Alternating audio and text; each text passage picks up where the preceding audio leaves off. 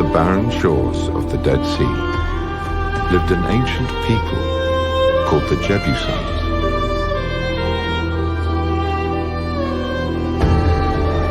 Thousands of years ago, on a large outcrop of bedrock, it is said they worshipped Shalem, the god of the setting sun.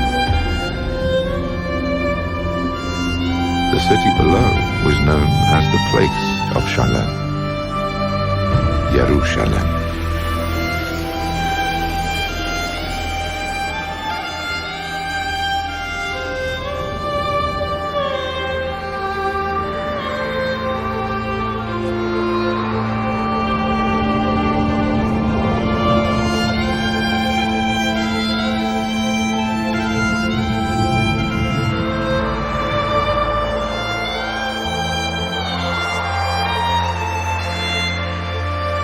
Over time, this city became the gateway to God for three major religions and the most fought-over piece of land in history.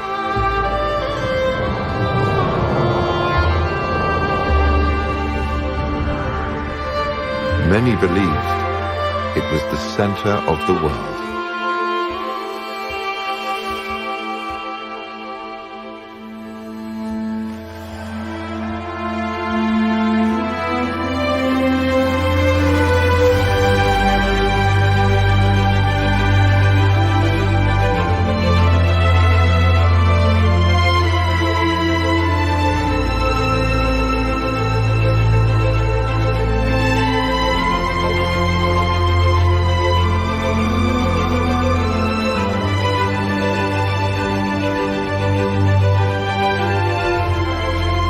Today, the walled old city at the heart of Jerusalem is a mosaic of cultures and beliefs, where Jews, Christians, and Muslims live side by side, yet in separate quarters,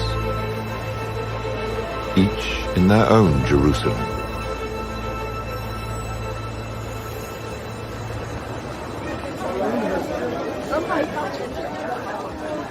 Everyone in Jerusalem has a favorite gate. Mine is Damascus Gate.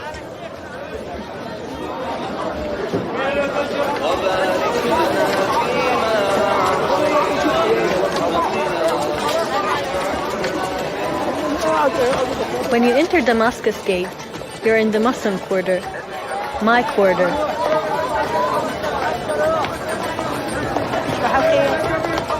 This is my Jerusalem.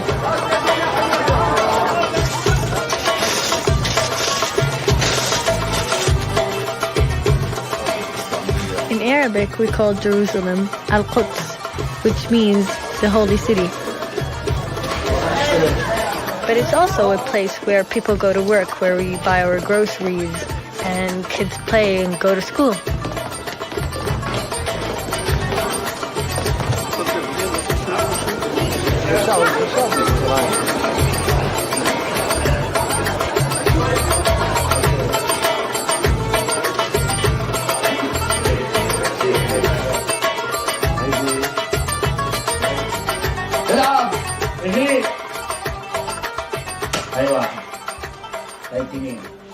Jerusalem to me is more than just a city. It's beauty, it's spirit, and it's also my religion. But most importantly, it's my family. Most people don't think I'm Muslim. It's only when I go to the mosque and I put a headscarf on that surprises them. But Jerusalem is full of surprises.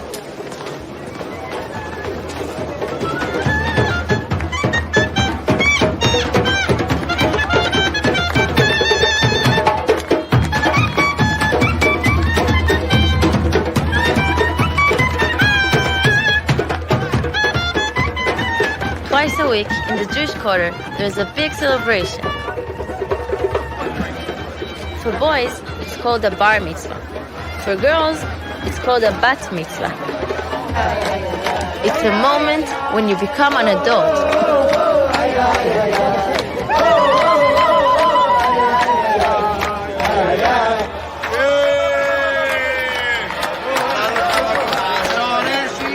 Jews in Jerusalem have come from over 100 different countries. Take, for example, my family. My mother is from Paris. Her parents are from Tunisia. My father's family is from Poland.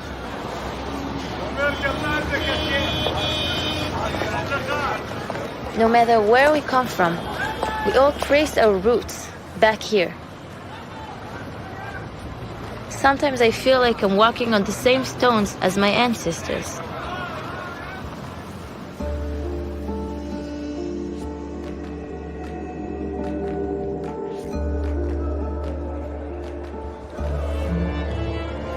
Since biblical times, we have a special word when Jews return to the Promised Land. We say we're making aliyah, which means going up to a higher place.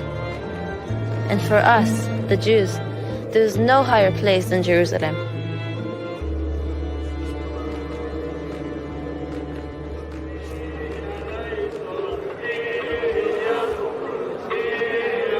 For me, the best time to come to Jerusalem is Easter. Every Easter starts with a Palm Sunday procession. It's where we walk down the Mount of Olives, celebrating the day where Jesus entered the city.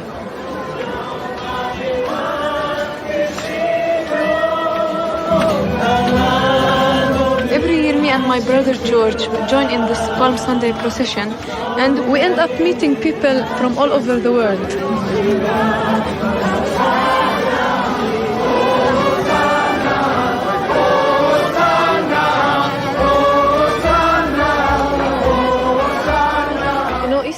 For most people, it's about the eggs, the bunnies, and decorations. But in here, we still have the same Easter like 2,000 years ago. We still relive what happened with Jesus, the Passion of Christ, the same step by step, every Easter.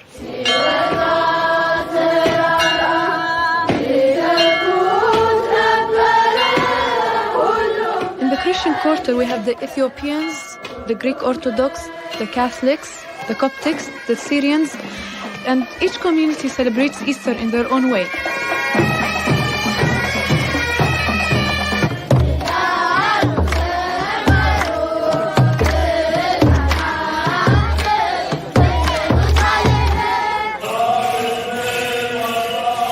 Next to the Christian quarter, we have the Armenian quarter, and they celebrate Easter in their own church.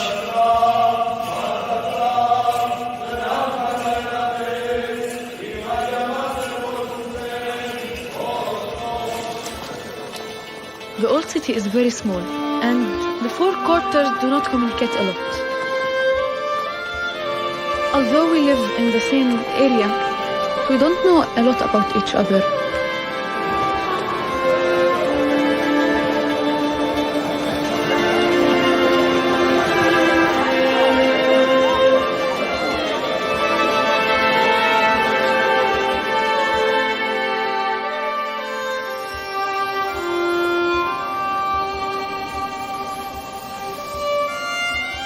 Smaller than a square mile, Jerusalem's old city contains some of the holiest sites in the world for Jews, Christians, and Muslims.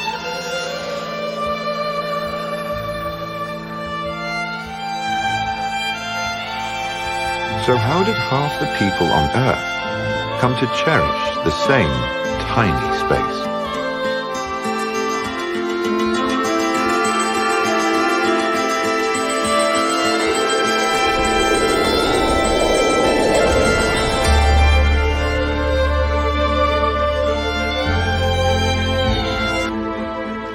Jerusalem lies at the crossroads of Africa, Asia, and Europe, a region known as the cradle of civilization.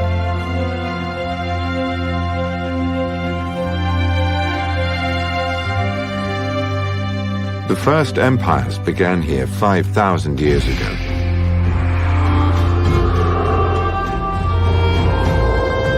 As other great powers emerged, the land surrounding Jerusalem became a constant battleground.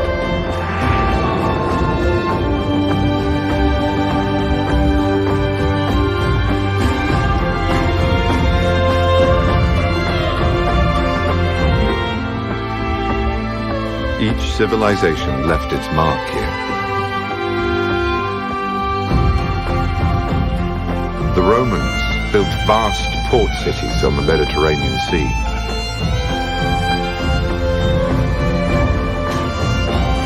On the tombs of biblical prophets, Muslims built shrines.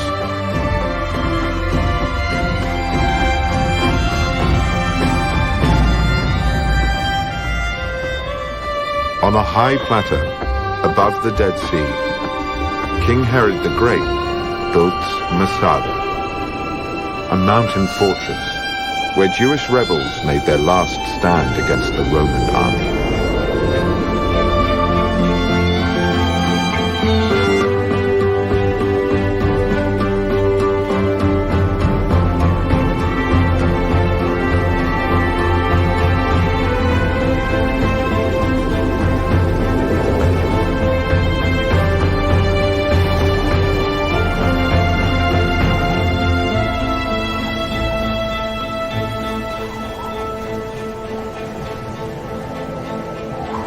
In the Judean desert, early Christians built remote monasteries. Some still inhabited to this day.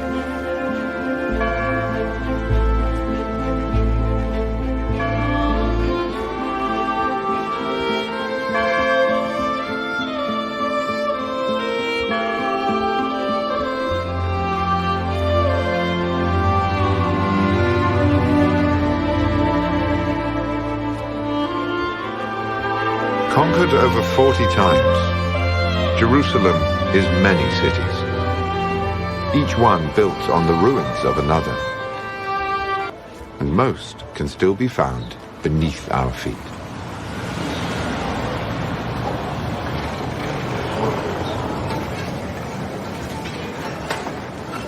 Imagine you're a detective, and you try to solve a mystery based on pieces of evidence that you put together.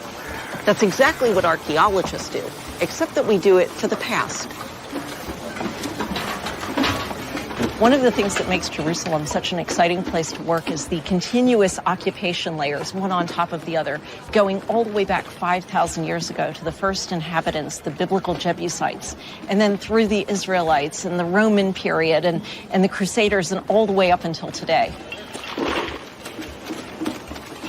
Understanding ancient Jerusalem is like trying to put together a giant puzzle where we're missing most of the pieces and we don't know what the original picture looked like.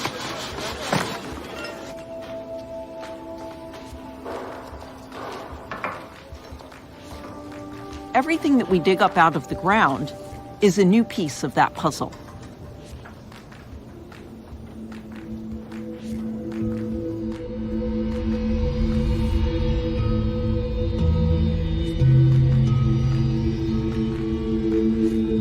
Jerusalem lies in the heart of a region that has yielded some of archaeology's most incredible finds.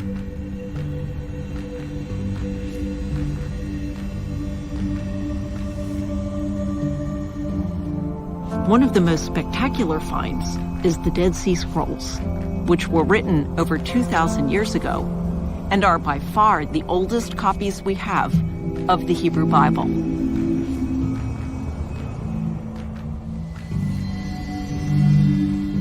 At the deepest levels under the ground, we find the earliest remains of the people who lived in this land.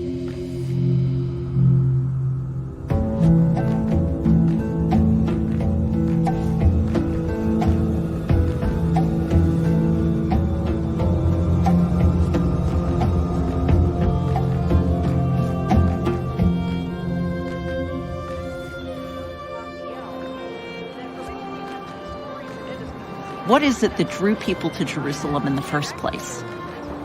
It's an isolated, poor, rocky mountain town. The answer is simple: water. In the heart of the ancient city of Jerusalem is a spring which has fresh water in it all year round. So the inhabitants cut a tunnel through solid bedrock to get to that water.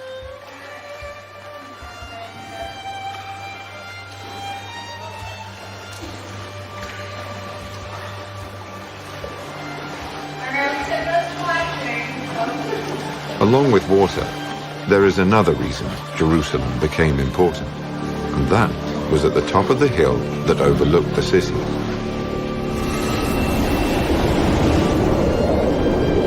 The large outcrop of bedrock, where it is believed the Jebusites worshipped the god of the setting sun.